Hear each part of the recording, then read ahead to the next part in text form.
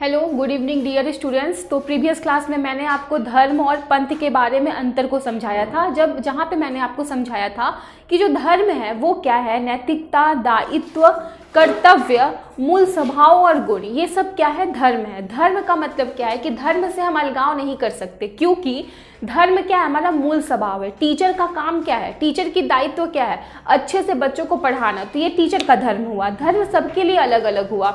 छात्र का धर्म क्या है, तो अच्छे से पढ़ाई करना, ये छात्र का धर्म है। चिकित्सक का धर्म क्या है कि मरीजों को सेवा देना, ये उसका धर्म है। ठीक है, तो धर्म का मतलब अपने कर्तव्य का निर्वहन करना, तो ये है हमारा धर्म। ये है नैतिकता, जो है वो भी हमारा धर्म है। ठीक है, क्योंकि मानव से नैतिकता अलग नहीं की जा सकती, मानव से सदाचार को अलग नहीं किया जा सकता। तो ये क्या है, मानव का धर्म है नैतिकता। और पंथ क्या है कि आप अमुक देवी देवता में विश्वास रखते हो, अमुक पंथ। देखो, पंथ और धर्म दोनों में क्यों ऐसे हमारे मन में ऐसे क्यों दुविधा उत्पन्न होती है, क्योंकि देखो जब संविधान लिखा गया तो संविधान, जो मूल संविधान है वो इंग्लिश में लिखा गया, तो वहाँ पे रिलीजन शब्द का उपयोग किया गया है, और रिलीजन को ही हिंदी में लोग धर्म से जोड़ते हैं। लेकिन याद रखिएगा, रिलीजन होता है पंथ, और पंथ और धर्म में अंतर है। पंथ का मतलब हुआ कि आप जैसे हिंदू, मुस्लिम, सिख, ईसाई, अलग अलग, जैसे हम जिसको बोलचाल की भाषा में धर्म बोलते हैं, मतलब अमुक देवी देवता, अमुक उपासना में आपको विश्वास है, अमुक ईश्वर में आपको विश्वास है। मान लो कि किसी को गुरुद्वारा जाना पसंद है, गुरुद्वारा जा रहा है, मंदिर जा रहा है, ठीक है, चर्च जा रहा है, मस्जिद जा रहा है, तो ये क्या है, ये पंथ में आ जाएगा। अमुक धार्मिक किताब पढ़ना, ग्रंथ पढ़ना, ये क्या है, पंथ है। ठीक है, और धर्म क्या है, तो धर्म हमारा कर्तव्य है, हमारा नैतिकता है, तो ये धर्म है। तो धर्म और पंथ के बारे में मैंने विस्तार पूर्वक समझाया था प्रीवियस क्लास में, लेकिन इसको इसलिए मैं थोड़ा सा बता दी क्योंकि अभी हम पढ़ने वाले हैं अनुच्छेद 25, जिसमें धार्मिक स्वतंत्रता की बात हुई है। और इसी को बताने के लिए ही मैंने, इसको समझाने के लिए ही मैंने धर्म और पंथ के बारे में क्या किया था, वीडियोस बना रखा है और प्रीवियस क्लास में समझाया है। तो अब चलते हैं हम अनुच्छेद 25 में, जिसमें धार्मिक स्वतंत्रता की बात होती है, और ये काफी विवादित भी है, ये। अब बात को ये समझेंगे, अगर बोलचाल की भाषा में मान लो मैं धर्म बोलूं, हिंदू धर्म, मुस्लिम धर्म या फिर धर्म, तो आप समझ के रखना कि वो पंथ की मैं बात कर रही हूं। ठीक है, पंथ। तो अब देखते हैं, क्योंकि संविधान को क्या किया गया था, हिंदी में कन्वर्ट किया गया, तो इसलिए धर्म हम लोग बोले, बाद में हिंदी में कन्वर्ट किया गया, पहले तो वो इंग्लिश में ही लिखा गया था मूल संविधान, तो रिलीजन शब्द है। ठीक है, कंफ्यूजन तो हमारा हिंदी को लेकर होता है कि रिलीजन को हम धर्म भी बोलते हैं, पंथ भी बोल देते हैं। ठीक है, लेकिन धर्म अलग है। अब चलते हैं यहाँ पे, देखो तो 25 में क्या मिला है हमको, धार्मिक स्वतंत्रता मिली है। धार्मिक स्वतंत्रता, तो धार्मिक स्वतंत्रता में पहले क्या बोला जा रहा है, संविधान निर्माताओं ने पहले हमको जो स्वतंत्रता दी है उसमें कह रहे हैं कि अंतःकरण की स्वतंत्रता है। मतलब कि अंतःकरण का मतलब, देखो शब्द ही अपने आप में विशेष है और समझने के लिए काफी है। अंतःकरण मतलब आंतरिक, अंतर आत्मा से आप किसी को चाहो, किसी भी भगवान को मानो, उनके रूपों को मानो, उनमें आस्था रखो, ये हो गया अंतःकरण। अब क्या है, मानने का अधिकार। मानने का अधिकार का मतलब क्या होगा कि आप उसको मान सकते हो, आप बोल सकते हो कि हाँ भाई, हम भगवान कृष्ण में मेरी आस्था है, मानो। तो देखो, मानने का जो विषय है ना, ये तर्क का विषय नहीं होना चाहिए, तर्क का विषय नहीं होना चाहिए। मान लो मेरा मन है मानने का, जैसे बागेश्वर बाबा है, वो बोलते हैं ना कि मेरा कनेक्शन वाईफाई का बहुत ज्यादा क्या है, स्पीड है, हम भगवान से भी बात कर लेते हैं, हम रावण से भी बात कर लेते हैं, बजरंगबली से मेरा डायरेक्ट कनेक्शन है। तो ये मानने का विषय, आप राज इसमें हस्तक्षेप नहीं करेगी, आपको विश्वास है, आप मानो। ठीक है, हमको अगर विश्वास है बागेश्वर बाबा पे तो मानेंगे। ठीक है, ये मानने का विषय। अब क्या है, क्योंकि जो धर्म और ज्ञान है दोनों अंतर है। धर्म बोलता है कि मानो, विश्वास का विषय है, ये किस चीज का विषय है, तो ये विश्वास का विषय है। लेकिन ज्ञान क्या है, जानो। ज्ञान क्या बोलेगा, तर्क दो। ज्ञान क्या बोलेगा, प्रमाण दो। तो मानने का अधिकार मतलब मानिए, आप जिसको भी मानते हैं मानिए। आपको लगता है स्वर्ग है, मानिए। आपको है लगता है नरक है, मानो। अप्सराएं है, मानो। तो मानने का अधिकार। ठीक है, किसी अमुक बाबा में भरोसा है, मानो। ठीक है, तो ये हो गया हमारा मानने का अधिकार। इस पे तर्क नहीं होना चाहिए, क्योंकि ये मानने का अधिकार है हमारा। अब क्या है, आचरण का अधिकार। अब आचरण क्या है? मान लो मैं गेरुआ वस्त्र धारण करूंगी, ये मेरा आचरण है। सिख कृपाण पहनते हैं, आचरण है। मौलवी माथे पे टोपी पहनते हैं, आचरण है। ठीक है, हम हाथ में ये धागा पहनी हुई हूँ मैं, आचरण है। गले में कोई लॉकेट पहन लूंगी, देवी देवता का, आचरण है। तो आचरण करो। मंदिर मस्जिद गए, आचरण है। ग्रंथ पढ़ रहे हैं, आचरण है। रामायण पढ़ रहा है, आचरण है। तो आचरण करने का भी पूरा अधिकार मिला हुआ है। अब प्रचार प्रसार का अधिकार। तो देखो, प्रचार प्रसार का अधिकार का मतलब हो गया कि धर्म के सिद्धांत को प्रकट करो। अपना जो धर्म है, जिस धर्म को आप मानते हो, उसके सिद्धांत को दूसरे के सामने प्रकट करो। तो कैसे प्रकट करेंगे सिद्धांत को? धार्मिक आयोजन कर रहे हैं, जैसे घर में भी हम लोग क्या करते हैं, कथा रखवाते हैं, सत्यनारायण भगवान का सारे आयोजन करते हैं। तो उसमें क्या 10 लोग आते हैं, देखते हैं, सुनते हैं, तो एक तरह से प्रचार हुआ। तो धार्मिक आयोजन हम कर रहे हैं। बड़े बड़े देखो बाबा लोग क्या करते, सम्मेलन करते, धार्मिक सम्मेलन, बहुत लोग आते हैं, भक्त का भीड़ जमा रहता है। बागेश्वर बाबा भी करते तो बहुत लोग आते हैं। तो क्या हो रहा है? तो एक तरह से प्रचार प्रसार का अधिकार है, करो, कोई प्रॉब्लम नहीं है, राज्य को कोई मतलब नहीं है। जो आप में आस्था रखेंगे, कल मान लो मैं कोई धार्मिक सम्मेलन रखती हूँ, आयोजन करती हूँ धार्मिक, तो वहाँ पे हजारों की संख्या में लोग आते हैं, उनको भरोसा है मेरे पे, आ रहे हैं, उनको मेरी बातों पे भरोसा आ रहे हैं, मानने का विषय है, तर्क का विषय नहीं है। राज्य को इससे कोई मतलब नहीं है। ठीक है, अब राज्य को मतलब किससे है? तो अगर धर्मांतरित किया जाएगा तब राज्य को इसमें प्रॉब्लम है। क्यों? क्योंकि आपको ये सारे अधिकार मिल रहे हैं, पर धर्मांतरित करने का अधिकार आपको नहीं मिल रहा है। आप किसी को जबरदस्ती धर्मांतरण नहीं करवा सकते, क्योंकि अगर आप किसी का धर्मांतरण जबरदस्ती करवाते हैं तो ये अंतःकरण की स्वतंत्रता का उल्लंघन है। अंतःकरण का मतलब क्या हो गया? आप अपने मन से, अपनी खुशी से मान रहे हो ना भगवान को। तो जब आपको भरोसा है, मान लो कि कोई अमुक धर्म का व्यक्ति है, उसको अपने धर्म में आस्था है, कुछ टाइम के बाद नहीं, उसका अंतःकरण, उसका मन बोलेगा कि नहीं, हम दूसरे धर्म के में विश्वास उसको ज़्यादा हो जाएगा, वो चाहेगा कि नहीं हम इसमें जाना चाहे तो जा सकता है। लेकिन जबरदस्ती कोई खींच कर ले जाए तो वो नहीं हो सकता। ठीक है, तो यहाँ पे क्या है कि अगर वो उसके साथ जबरदस्ती होता है, जबरदस्ती किया गया धर्मांतरण, व्यक्ति के अंतःकरण की स्वतंत्रता का हनन है। देखो, जबरदस्ती किया गया धर्मांतरण व्यक्ति के अंतःकरण की स्वतंत्रता का हनन है। मतलब जबरदस्ती नहीं कर सकते, जबरदस्ती किए तो उसका अंतःकरण की स्वतंत्रता का उल्लंघन हो रहा है, हनन हो रहा है। ठीक है, तो यहाँ पर 25 में क्या क्या बोला है समझ में आ गया? अपनी अंतरात्मा से भगवान को मानो, जिसको भी मानना चाहते हो मानो, तुम्हारा आत्मा जिसको बोल रहा है, गवाही दे रहा है, उसको मानो। फिर मानने का अधिकार। ठीक है, मानने का अधिकार में क्या हो रहा है कि आप मानिए, भरोसा कीजिए, बिलीव कीजिए, उसमें कोई तर्क आपको नहीं देना पड़ेगा। वो क्योंकि धर्म क्या है? मानने का विषय है। ठीक है, विश्वास का विषय है। आपको जो मानना है मानो, आप बोलो कि हाँ हम कृष्ण पे भरोसा करते हैं, राम पे भरोसा करते हैं, जयकारा लगाओ, कोई प्रॉब्लम नहीं है। ठीक है, आचरण भी करो। ठीक है, मंदिर जाओ, गुरुद्वारा जाओ, जहाँ जा रहे हो जाओ, धार्मिक स्थल पे जाओ, पढ़ो, जो पहनना है पहनो, अपने धर्म से रिलेटेड, और प्रसार भी करो। तो ये सब अधिकार तो दिया हमें अनुच्छेद 25 ने। लेकिन बात को ये समझना है कि जहाँ 2-3 धर्म के लोग एक साथ रहेंगे तो क्या वहाँ विवाद नहीं होगा? क्या वहाँ दंगे नहीं होंगे? ये प्रश्न आपसे है मेरा। होगा। दूसरी बात क्या है, जहाँ पे प्रचार प्रसार होगा, धार्मिक सम्मेलन आयोजित किए जाएंगे, वहाँ हजारों की भीड़ होगी, और हजारों की भीड़ में क्या दंगे नहीं होंगे? हो सकता है। लोक व्यवस्था नहीं हिल सकती है।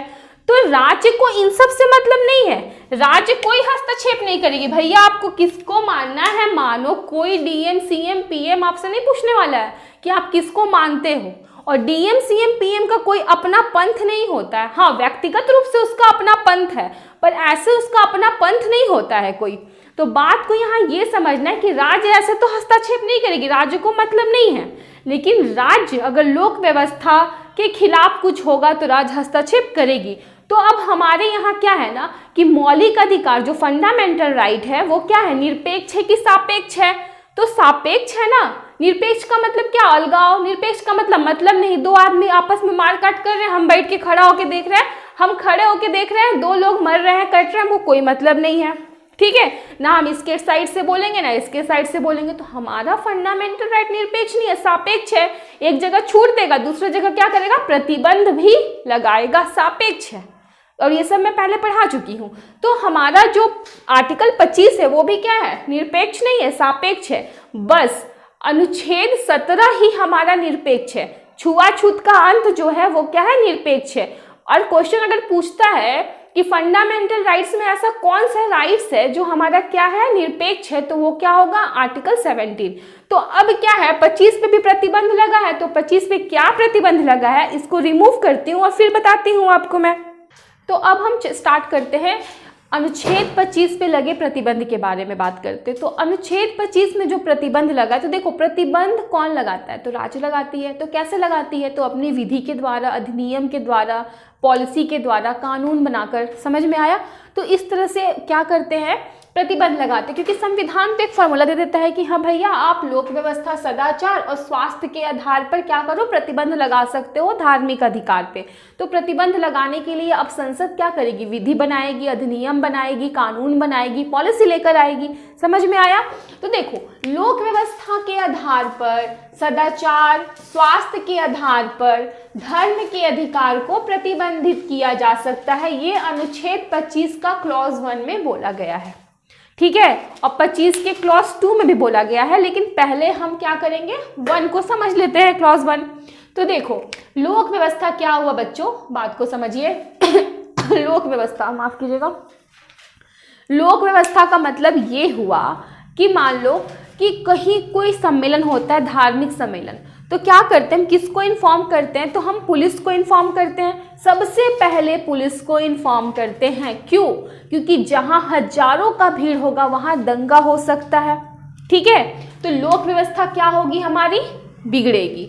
दूसरी बात क्या है, मान लो कहीं दंगा हो गया है और आपका कहना है कि नहीं, अमुक मंदिर गुरुद्वारा में दंगा हुआ है, लेकिन हम वहीं जाकर आचरण करेंगे, वहीं जाकर पूजा करेंगे।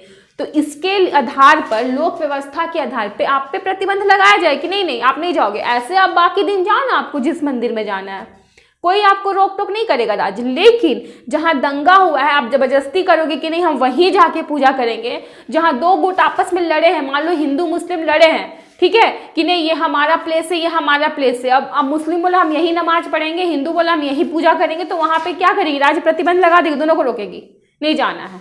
समझ में आया। तो लोक व्यवस्था के अगेंस्ट क्या होगा, अगर कुछ काम हो रहे हैं तो उसके लिए धार्मिक स्वतंत्रता पे प्रतिबंध लगेगा। अब सदाचार, सदाचार तो विषय क्या ही बोले, सदाचार के बारे में, उल्लंघन के बारे में आसाराम बापू के एग्जाम्पल आपको याद ही होगा। तो सदाचार क्या है, अनैतिक बातें, अनैतिकता को करना सदाचार के उल्लंघन है। मतलब कि देखो, मान लो हम किसी सभा में कुछ अनैतिक बातें बोल दिए तो वो भी सदाचार के खिलाफ है। दूसरी बात, हम अपने आप को ही भगवान घोषित कर दे रहे हैं, तो मेरी तुलना भाई भगवान से कैसे, और बोलेंगे कि नहीं हम भगवान हैं तो भगवान मेरे लिए चढ़ावा चढ़ाओ, ये करो वो करो, तो ये सब क्या है, ये सदाचार के खिलाफ है। दूसरी बात, हम बोलेंगे कि नहीं, मान लो हम भगवान कृष्ण हैं तो हम भी गोपियां रखेंगे अपने साथ, तो ये सब क्या है, सदाचार के खिलाफ है। दूसरी बात, कई साधु महात्मा जेल में हैं, क्यों, क्योंकि उन्होंने क्या किया, सदाचार के खिलाफ काम किया। ठीक है। दूसरी बात क्या है कि कोई सभा में मान लो महिलाओं के साथ कुछ छेड़खानी हो जाती है या फिर सेक्सुअल हैरेसमेंट का केस आ जाता है, तो ये सब क्या सदाचार के खिलाफ है। तो सदाचार के खिलाफ भी जो होगा तो धार्मिक स्वतंत्रता पे क्या होगा, प्रतिबंध लगेगा। अब स्वास्थ्य, स्वास्थ्य का तो सबसे अच्छा एग्जाम्पल कोरोना है। कोरोना के टाइम पे कैसे रोका गया था, पूजा पाठ करने के लिए मंदिर वगैरह सब बंद कर दिया गया था। तो स्वास्थ्य के आधार पे भी क्या करेंगे, प्रतिबंध लगाए जाएंगे। तो ये 3 टॉपिक आपको समझ में आ गया होगा। और देखो, राज्य लोक व्यवस्था, सदाचार और स्वास्थ्य के आधार पे प्रतिबंध लगाएगी। बाकी राज्य को मतलब नहीं है कि आप जो भी कीजिए, उसको कोई मतलब नहीं है। ठीक है, आपका अगर लोक व्यवस्था के खिलाफ कुछ कर रहे हैं, सदाचार और स्वास्थ्य के खिलाफ अगर कुछ हो सकता है, जैसे स्वास्थ्य, मान लो कोरोना के टाइम पे सारे जगह पे क्या हो रहा था, कोरोना वायरस कितना ज्यादा एक्टिव था, फैल रहा था, तो मंदिर मस्जिद सब जगह क्या किया गया था, बंद कर दिया था। क्यों बंद किया गया था, ताकि वहां पे भीड़ ना हो, एक दूसरे से हमारा संपर्क ना हो। तो स्वास्थ्य के सामने अगर धर्म टकराएगा तो राज्य क्या करेगा, हस्तक्षेप करेगा। सदाचार से धर्म टकराएगा तो राज्य हस्तक्षेप करेगा। लोक व्यवस्था से टकराएगा तो राज्य क्या करेगा, हस्तक्षेप करेगा। अब इसी प्रतिबंध को हम आगे बढ़ाते हैं कि 15 के क्लॉज 2 में क्या बोला गया है। तो चलिए अब उसको स्टार्ट कर लेते हैं। तो चलिए अब स्टार्ट करते हैं आर्टिकल 25 का क्लॉज 2। तो बात को यहाँ ये समझना है कि क्लॉज 1 में मैंने जो बातें थी बता दिया, लोक व्यवस्था, सदाचार और स्वास्थ्य के खिलाफ अगर कुछ होता है तो राज्य क्या करती है, धार्मिक अधिकार पे, धार्मिक स्वतंत्रता पे प्रतिबंध लगाएगी। दूसरा 25 के क्लॉज 2 में 2 बातें कही गई है। तो यहाँ पे मैंने सिर्फ पहला का वर्णन बताया है, पहले को बताया है। तो पहला क्या बोल रहा है, पहले उसको समझ लेते हैं। बोल रहा है कि राज्य के द्वारा धर्म से जुड़ी हुई राजनीतिक, आर्थिक और वित्तीय एवं अन्य पंथ निरपेक्ष गतिविधियों पर नियंत्रण होगा। बात को यहाँ ये समझना है कि राज्य के द्वारा धर्म से जुड़ी हुई, याद रखिएगा, धर्म से जुड़ी हुई राजनीतिक, आर्थिक, वित्तीय एवं अन्य पंथ निरपेक्ष गतिविधियों पर नियंत्रण होगा। अब पंथ निरपेक्ष क्या है, पंथ निरपेक्ष का मतलब देखिए, गतिविधियां बोली गई है ना, तो गतिविधियां 2 हो गई। पहला हो गया पंथ निरपेक्ष गतिविधियां। पंथ निरपेक्ष का मतलब क्या हो गया, सेकुलर। पंथ निरपेक्ष गतिविधियां और धार्मिक गतिविधियां, स्पिरिचुअल एक्टिविटीज और सेकुलर एक्टिविटीज। तो पंथ निरपेक्ष गतिविधियां और धार्मिक गतिविधियां 2 गतिविधियां हैं। तो पंथ निरपेक्ष गतिविधियां का मतलब हो गया कि भौतिक दुनिया से जुड़ा हुआ, मतलब कि भौतिक जीवन से जो गतिविधि हमारी जुड़ी हुई है वो है पंथ निरपेक्ष गतिविधि। समझिए, मैं आपको पढ़ा रही हूं तो ये क्या है, पंथ निरपेक्ष है, ठीक है, भौतिक जीवन से जुड़ा हुआ। मेरे यहाँ पेन, बुक, पैसा, कार खरीद रही हूं, वो क्या है, भौतिक जीवन से जुड़ा हुआ है हमारा, पंथ निरपेक्ष। पैसा क्या है, भौतिक जीवन से जुड़ा हुआ है। डॉलर भौतिक जीवन से जुड़ा हुआ है। हम जा रहे हैं, कोई सामान ले रहे हैं, भौतिक जीवन से जुड़ा हुआ है। पार्लर जाके हम सेवा ले रहे हैं, सुंदर बनने की कोशिश कर रहे हैं, भौतिक जीवन से जुड़ा हुआ है। तो ये जो पंथ निरपेक्ष है उसका कहना ये है कि खूब खुश रहो, सुख से जीवन जियो, मस्त रहो, मौज करो, ठीक है, जितना सुख भोगना है भोगो, इस जीवन से जितना भी मतलब तुम सुख ले सकते हो लो। तो ये कैसा सोच है, तो ये हमारा भौतिक जीवन का सोच है, ठीक है। यहाँ पे क्या है, पंथ निरपेक्ष गतिविधि में क्या हो रहा है, तो ये पंथ निरपेक्ष सोच है, सेकुलर सोच है, जिसमें हम क्या कर रहे हैं, जिसमें हम अपने शरीर को इंपॉर्टेंस देंगे। और भौतिक मतलब क्या, 2, एक हो गया लौकिक और एक हो गया पारलौकिक। लौकिक जो दिख रहा है, जैसे कि देखो ये बोर्ड, पेन, ये सब क्या है, दिख रहा है। और पारलौकिक जिसे हम नहीं पता, जो हमें दिखता ही नहीं है, जिसको हम मानते हैं। तो धार्मिक गतिविधि में क्या हो गया, पारलौकिक गतिविधि, जैसे स्वर्ग है मानो, ईश्वर है मानो, अप्सराएं है मानो। तो ये विश्वास का मैटर है, ठीक है, ये मानने का मैटर है। लेकिन पंथ निरपेक्ष मानने का मैटर नहीं है। पंथ निरपेक्ष जानो, तर्क, विवेक, ये सब है। अब पंथ निरपेक्ष में भौतिक जीवन से जुड़ी गतिविधियां पढ़ा रहे हैं तो क्या है, पंथ निरपेक्ष में गतिविधि में आ रहा है। अगर मैं किसी जॉब की तैयारी कर रही हूँ नौकरी के लिए, पंथ निरपेक्ष गतिविधि में आ रहा है। जमीन खरीद रही हूँ, पंथ निरपेक्ष गतिविधि में आ रहा है। वोट मांगने जा रही हूँ, पंथ निरपेक्ष गतिविधि में आ रहा है।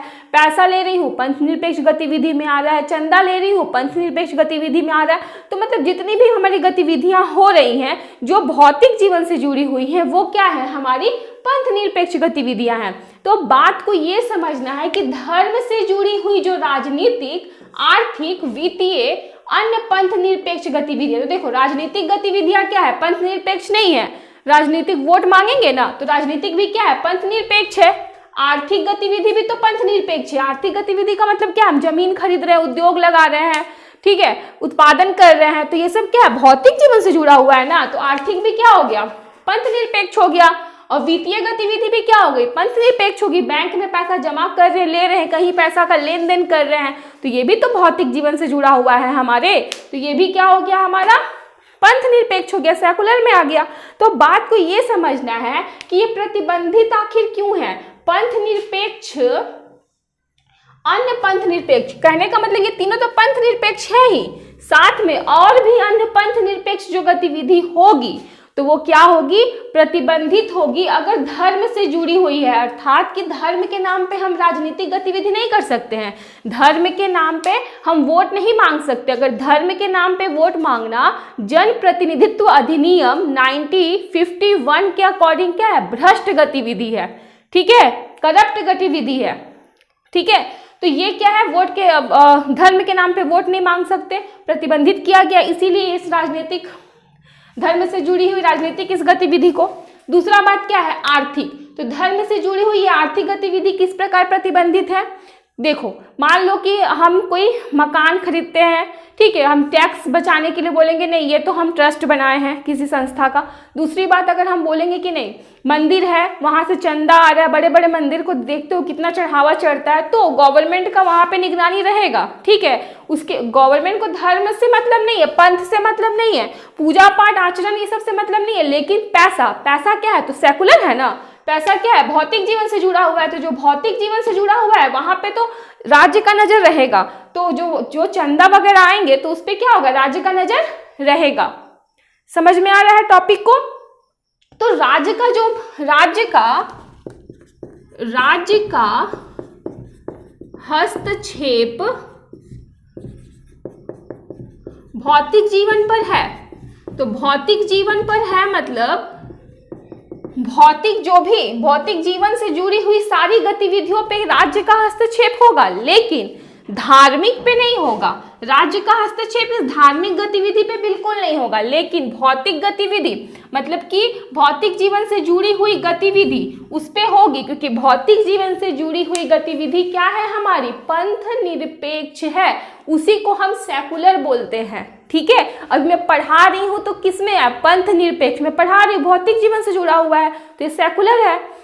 तो राज्य का हस्तक्षेप होगा, भौतिक जीवन से जुड़ी हुई गतिविधि मतलब पंथ निरपेक्ष गतिविधि में राज्य का हस्तक्षेप होगा, पर धार्मिक गतिविधि में नहीं होगा। तो यहाँ पे 25 के क्लॉज 2 में यही साफ साफ बोला जा रहा है कि राज्य के द्वारा धर्म से जुड़ी हुई जो भी धर्म से जुड़ा हुआ रहेगा, राजनीतिक, आर्थिक और वित्तीय एवं अन्य पंथ निरपेक्ष गतिविधियों पे नियंत्रण होगा। देखेगा राज्य कि भाई तुम धर्म के नाम पे तो वोट नहीं मांग रहे हो, धर्म के नाम पे चंदा इकट्ठा करके उसका मिसयूज तो नहीं किया जा रहा है, तो ये सब चीज पे क्या रहेगा, गवर्नमेंट की नजर रहेगी। और ये तीनों भी क्या है, पंथ निरपेक्ष ही है, इसीलिए एवं अन्य पंथ निरपेक्ष बोला गया, क्योंकि राजनीतिक क्या है, इस भौतिक जीवन से जुड़ा हुआ है तो ये भी पंथ निरपेक्ष है। आर्थिक क्या है, पैसा रुपया भौतिक जीवन से जुड़ा हुआ है, भौतिक सुख से जुड़ा हुआ है तो ये भी पंथ निरपेक्ष है। और वित्तीय भी क्या है, पंथ निरपेक्ष है। अब चलते हैं अनुच्छेद 15 के क्लॉज 2 में जो दूसरी बातें कही गई है जिसके आधार पर धार्मिक स्वतंत्रता पे प्रतिबंध लगा है, उसकी बात कर लेते हैं। तो चलिए स्टार्ट करते हैं। अनुच्छेद 25 के क्लॉज 2 में जो दूसरी बातें कही गई है जिसके आधार पे धार्मिक स्वतंत्रता पे क्या लगा है, प्रतिबंध लगा है। तो बच्चों ध्यान देना, इसके सारे शब्दों को ध्यान से सुनना। तो बोला गया है कि सामाजिक सुधार और सामाजिक कल्याण एवं हिंदू धर्म के सार्वजनिक प्रकृति के मंदिरों को हिंदू धर्मों के सभी वर्गों के लिए खोला जाएगा। तो देखो सामाजिक सुधार की बात हुई, सामाजिक कल्याण की बात हुई, या ये तो समझ में आ रहा है। दूसरा क्या बोला गया कि हिंदू धर्म के सार्वजनिक प्रकृति के मंदिरों को हिंदू धर्म के सभी वर्गों के लिए खोला जाएगा। बात को ये समझना है कि हिंदू धर्म में जो सार्वजनिक मंदिर होगा वो हिंदू धर्म के सभी वर्गों के लिए खोला जाएगा। अर्थात कि हिंदू धर्म में क्या था, बहुत रूढ़ियां थी जिसके आधार पर जो नीचे जाति के लोग थे उनको प्रतिबंध था मंदिर में आने का। तो इसलिए संविधान निर्माता ने ये भेदभाव देखा था, इसलिए इसको स्पेशली डाला और पूरे संविधान में सिर्फ एक ही धर्म की बात हुई है, वो है हिंदू धर्म, वो भी नकारात्मक रूप से, क्योंकि संविधान निर्माताओं ने ये भेदभाव छुआछूत देखा था। ठीक है, अब ऐसा है कि सार्वजनिक मंदिर बोला जा रहा है तो ये नहीं कि निजी मंदिर की बात नहीं हो रही। अगर मैं अपने घर में कोई मंदिर स्थापित करती हूँ या फिर अपने गार्डन में या फिर अपने जमीन पे जो खुद मेरा निजी हो सकता है तो वहाँ मैं रोक सकती हूँ, लेकिन सार्वजनिक मंदिरों पे सारे हिंदू धर्म के सभी वर्ग के लोग जाएंगे। अब है सामाजिक सुधार। तो सामाजिक सुधार के आगे धर्म आएगा तो वहां पे धर्म प्रतिबंधित होगा, उसकी स्वतंत्रता पे रोक लगेगी। जैसे कि बाल विवाह, सती प्रथा, 3 तलाक, ये क्या है, ये सामाजिक सुधार के सामने क्या है, अड़ंगा पैदा कर रहे थे, समाज के सुधार पे रोक लगा रहे थे और धर्म का हवाला देके क्या हो रहा था, धार्मिक स्वतंत्रता के आधार पर इनको संरक्षण दिया जा रहा था। पर ऐसा नहीं होगा, न्यायपालिका ने बोला नहीं भैया, ये सामाजिक सुधार के अरंगा पैदा कर रहे हैं। बाल विवाह सामाजिक सुधार के लिए क्या है, अरंगा है। सती प्रथा, 3 तलाक, तो इसको बैन कर दिया गया। समझ में आ रहा है। दूसरा क्या है, सामाजिक कल्याण। तो सामाजिक कल्याण में जैसे कि देखो, पंचायती राज व्यवस्था में क्या किया, महिलाओं को आरक्षण मिला। साथ है शादी के बाद जो महिलाओं के साथ रेप होता था उसको भी उसको भी रोका गया। उच्चतम न्यायालय ने उस पर रोक लगाई। तो धर्म का हवाला दिया गया कि नहीं भाई, पत्नी का तो फर्ज है पति को सुख देना, शारीरिक सुख देना, ठीक है। पत्नी का कर्तव्य बनता है, उसका ये धर्म है। तो न्यायपालिका ने बोला नहीं, इस बात को लेकर इसको क्या बोला गया कि नहीं, ये धर्म है। पत्नी को क्या काम करना चाहिए, पति को सुख देना चाहिए, तो ये धर्म है। और इसके आधार पर क्या होता था, पत्नियों के साथ शादी के बाद भी रेप होता था, ठीक है।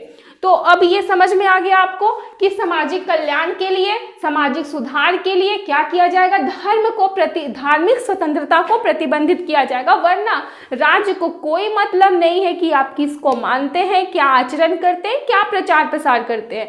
राज्य को इससे कोई मतलब नहीं है कि आप क्या पहनते हो, ठीक है। राज्य को इससे कोई मतलब नहीं है कि आप कृष्ण को मानो या फिर आप जीसस को मानो, आप कृष्ण को मानो या फिर अल्लाह को मानो। किसी से राज्य को मतलब नहीं है। पर हाँ, राज्य को मतलब है कि आपका जो आचरण है, आपका जो पंथ है, आप जो प्रचार प्रसार कर रहे हो वो लोक व्यवस्था के खिलाफ ना हो, वो सदाचार के खिलाफ ना हो, साथ ही वो सामाजिक सुधार, सामाजिक कल्याण के आगे ना आ जाए, ठीक है। और दूसरी बात क्या है, वो पंथ निरपेक्ष जो गतिविधियां हैं उससे क्या हो, धर्म जुड़ा हुआ ना हो। तो राज्य बस इतना देखेगी। लेकिन एक बार बता दूं, राज्य का कोई अपना धर्म नहीं, मतलब कोई अपना पंथ नहीं, क्योंकि भारत के संविधान में कहीं भी ये नहीं कहा गया है कि श्री गणेशाय नमः अनुच्छेद 1, ये सब बात नहीं हुई है।